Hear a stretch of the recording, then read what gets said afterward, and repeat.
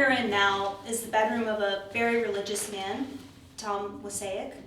And a lot of the artwork that has gravitated to this room does have a spiritual quality, and it speaks to the themes of the show, devotional matriarchy and sacred domesticity, very clearly. This is the room where we have Julia Warhola's book. This is an original lithograph cover made in collaboration with Andy Warhol. It's called Holy Cats by Andy Warhol's mother. And if you get a chance to read the actual illustrations, it really does speak to her Catholic faith. It's a book dedicated to one or two of their 25 cats who passed away, as cats do. Don't worry, Josh, it's okay. So anyway, this is the sort of the key to the show, Julia Warhola's book, because she made it in collaboration with her son. And then right above, we have Veronica Shear's map with preliminary key of Giotto's arrival at perfect language at Santa Croce, watercolor and collage on paper. This is a piece that Veronica made after she had a religious experience viewing the fresco or the painting, St. Francis of Assisi Receiving the Stigmata by Giotto. So hopefully someday you'll have a chance to talk to Veronica more about that. It's an amazing piece. And here we have Rice and Venables' Sukkah, which is a temporary tent which are made for devotional ceremonies in the Jewish faith. And it's a photograph that she made that is made up of thousands of different smaller photographs which are pieced together afterwards digitally. So, and this leads us to Ann McCoy's incredible drawing, Isis into Mary. So to round out kind of the sort of very devotional and religious themes in this room, Isis is the goddess of bread, the goddess of helping people reach the afterlife, and then of course Mary. So I'd like to read Ann McCoy's bio and then we'll talk more about her work. Ann McCoy is a New York-based sculptor, painter, and art critic, and editor-at-large for the Brooklyn Rail. She was awarded a John Simon Guggenheim Foundation Fellowship in 2019. She taught art history in the graduate design section of the Yale School of Drama until May 2020, and the art history department at Barnard College from 1980 through 2000. Ann McCoy's work is included in the following collections: the Metropolitan Museum of Art, the Los Angeles County Museum of Art, the Hirshhorn Museum and Sculpture Garden, the Museum of Modern Art, the National Gallery of Australia, the Roy L. Neuberger Museum, San Francisco Museum of Modern Art, and the Whitney Museum of American Art, among others.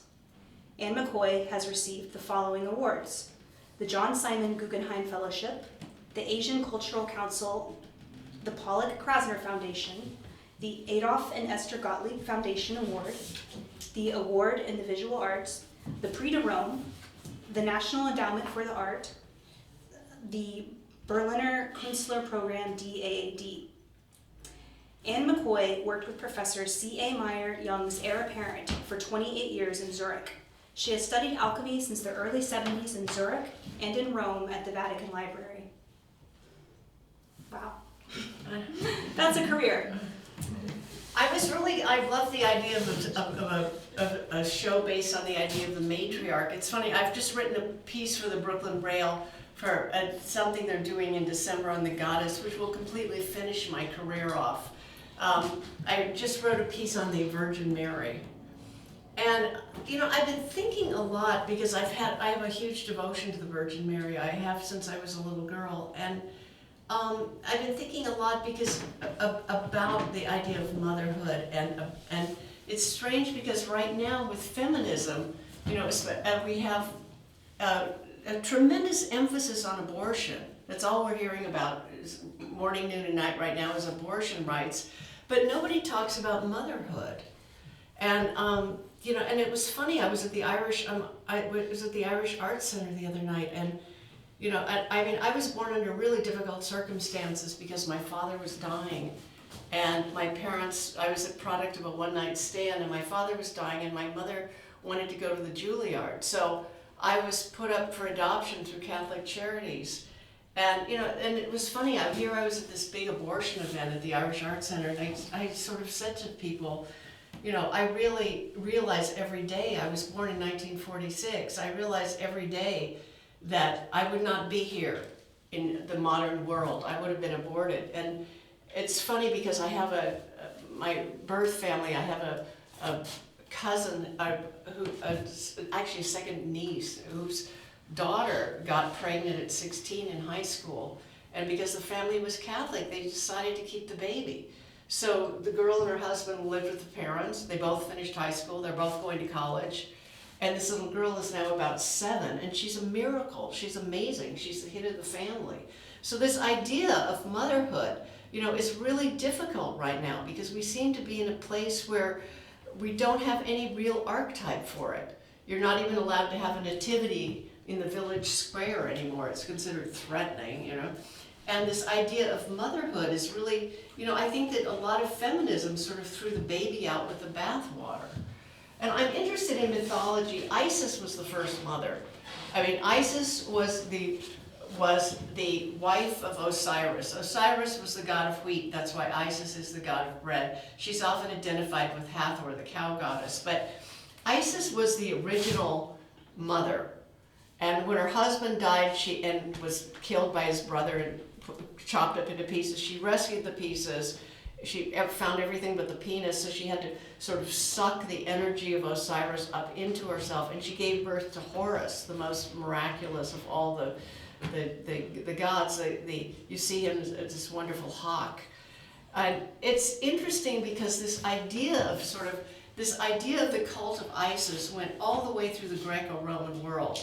That when they excavated Pompeii, they found an amazing Isis temple that still had eggs on the altar.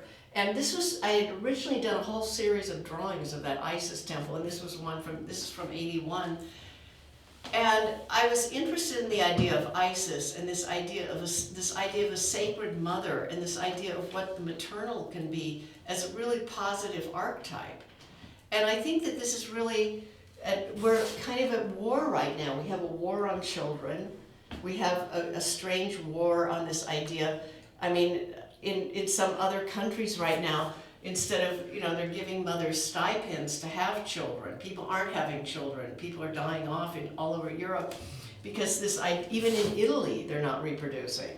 So this idea of sort of people are opting out of motherhood is not a good thing. And I think that this archetype of the sacred feminine, I mean, I actually left the Catholic Church when I worked at the Vatican Library in 1990, and I became Orthodox just because I couldn't take I couldn't take another pederast priest, But I kind of like the idea that in an Orthodox church, over the altar, instead of a crucifixion, you have the Virgin Mary holding Christ.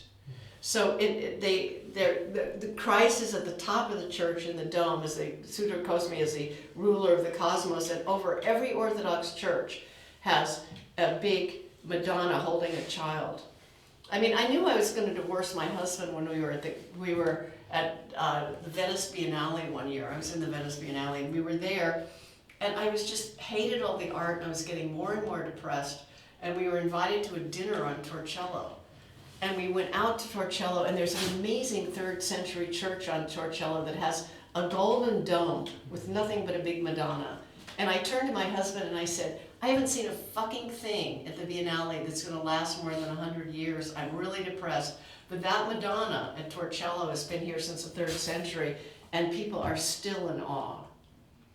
And right now, I mean, we're seeing, in the art world, we're seeing this kind of pseudo-Marxist attack on Christianity, especially people identified with the Christian far right. So there's like a tremendous anti-Christian animus right now that's really shocking because, I mean, yes, Christians have made a few mistakes like the Inquisition, but, in the Soviet Union, I mean, Solzhenitsyn said 60 million, probably 40 million Russians were put in the Gulag, 70 million under Mao Zedong and a couple million under Pol Pot. So, you know, the Marxists don't exactly have a great track record either. So I find right now that there is like this tremendous kind of anti-Christian animus and this kind of a huge assault on the idea of Christianity in the art world generally. Well, Anne, I think it's so interesting that you profess your Christian faith unabashedly and that you have handled that throughout your career as an artist. It clearly hasn't held you back. It's done me in with collectors, I'll tell you something. Well, yeah, we did mention that there have been a couple times in your career in which you felt your dealers had turned their back on you for I got fired from jobs matter. for it. I taught in the art history department at Barnard for 20 years, and Benjamin Buchloh, whom I call Benjamin Butthole, came in, who was like a big Marxist, and he basically, the first thing he did was get rid of the two practicing Catholics, Joe Mashek and myself. So I've been canceled because of it. I've had people to refuse to show my art because of it.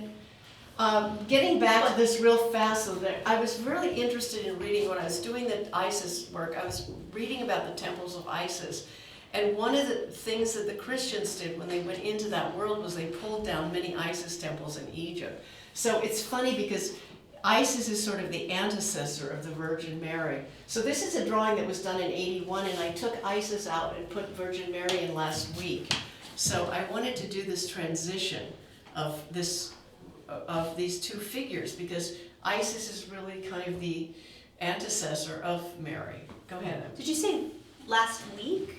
Yeah, it was a different head, and I changed and I put the Virgin Mary That's head in the drawing. amazing. Wow. So this was done in '81 and last week. Oh my gosh.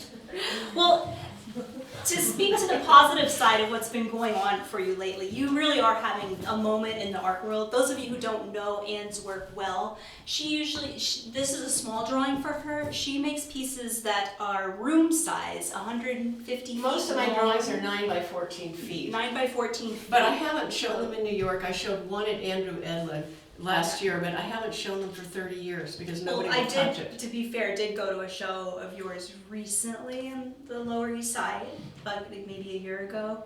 It was a group show, and there was a... That was Andrew Edlin. Yes, that was the yes. first time one of the big drawings had been shown in New York in 30 years. And I wanted to ask you, because we've never had a chance to talk about this, but I don't think I can think of a single other artist with the sort of temerity or bravery to use colored pencil on a scale like that.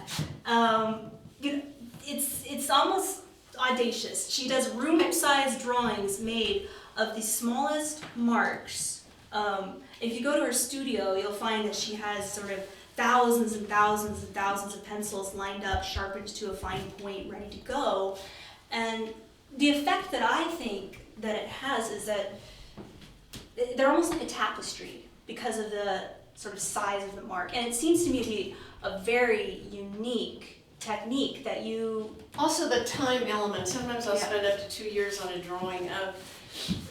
I look at things today like a Tibetan Tonka or like a tapestry or like a really complex historical painting, and I wonder, because everybody's used to looking at their phone, they're used to looking at something, their attention span is 5 minutes, and that people don't meditate on a work of art anymore, and I wonder if people can even see it. You know, I mean, I sometimes will be looking at, you know, I love the idea of Tibetan Tonkas where people would meditate on something, and I wonder if this is going the way of the dodo. I mean, and also I find that, like, I was just at Marion Goodman because I was invited to the press preview of their show. And I mean, it's all great work and everything, you know, Seamus Coleman and friends of mine, but I realized everything in there is mechanically reproduced. It's very cold. All of the art I see in the galleries, I mean, God, talk about horrible shit. The other night I had to go to an Asian Cultural Council thing at the Tagore Gallery. Everything looked like cold hotel art. So that now it seems like everybody who's a hedge funder is buying art that's cold, mechanically reproduced, digitally rendered in some way, where there's no touch, there's no spirituality, there's no aura. And it's really funny because I'm just now thinking, it's interesting that that people are, like, the hottest show in town right now is the Sienna painting show at the Met. People are hungry for that. People are hungry for something else.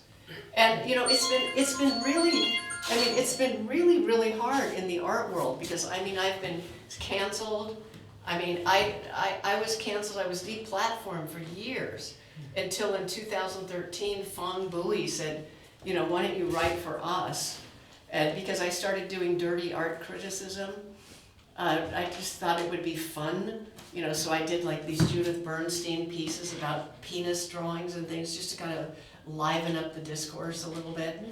But I don't always write funny stuff. Right now I try to champion older women. I mean, I try to do 2 out of every 3 things I do are about women. I'm an expert on, I do a lot of work on William Kentridge, but and write on projection, but I try to do most of my work on women, and I try to do a lot of work on the subject of spirituality. Because what's happened is in art history, all these secular people came in, and they would not talk about an enunciation, they wouldn't talk about anything doing with the content of the work. They would just, everything was reduced to drapery, folds, and perspective. And I was really lucky because I came into art history through the back door. I was actually born in, my mother didn't make it to the hospital, and so I was born in a tubercular sanitarium for Navajos between Boulder and Estes Park. So I grew up, I went to the Sisters of Loretta in Santa Fe and in school in Boulder, and I grew up with Indians. And my specialty, because I was working in archaeology museums, so I got into art history through Native American. And I'm really glad I did, because I learned about art through ritual, through sacred ceremony, and through sacred practices. And then I was also growing up among the penitencia. At Santa Fe is a tourist trap now, but in the 50s, you know, they still were nailing people to the cross every year and having the barefoot processionals. Then it was outlawed nailing people to the cross. It's, you know, and then Vatican II came in, and it really ruined everything. But we still had the Bleeding Santos, even though we had to have nuns singing on guitar instead of Ave Verum Corpus or something. But, you know, I grew up in a Hispanic culture, which was great, plus the Irish culture. So I kind of, you know, I think that right now we're living in a time that's really spiritually depleted in so many ways. And I think that this really aggressive secularism, where you're not allowed to have a creche scene in the village square, it's thought of as the most offensive thing. I mean, you know, when Notre Dame was burned, it just seemed emblematic of our time. And I think we're living through a really difficult period that way. But it's strange. I mean, I think things are coming back too. I mean, it's funny. I mean, my church is full of young men. A lot of them are Russian and Ukrainian draft dodgers, but my church is full of young men. And there are a lot of people, young people, I think, searching for something. I mean, the Russian priests they like it, but they don't in a way, because they have to baptize all these adults in these big tanks, you know, and it's a lot of trouble. But I think that people are really looking for some kind of spiritual something. And I think that the whole kind of Marxist, kind of neoliberal thing has really not met people's needs in a way. Well, I'm really glad to know you, and I applaud Fong Bui for his incredible intelligence of understanding a breadth of points of view. In the Brooklyn Rail makes it very strong, and I just am so honored to have you in the show, Ann. Oh, well, you're so sweet. It's been a really great. Erin is wonderful. I've known her since she was first in my neighborhood. We met because her dog was my dog's boyfriend. So we met because of our pugs, and her pug just died and mine's on the way out. But it's a great way to meet people in the art world for your dogs, like if you're having trouble making new connections. Yeah, I mean, so anyway, I think it's wonderful that she did this, and I think it's really great, and it's a lot more fun than Marion Goodman last week. So great. Well, thank you so much, everyone.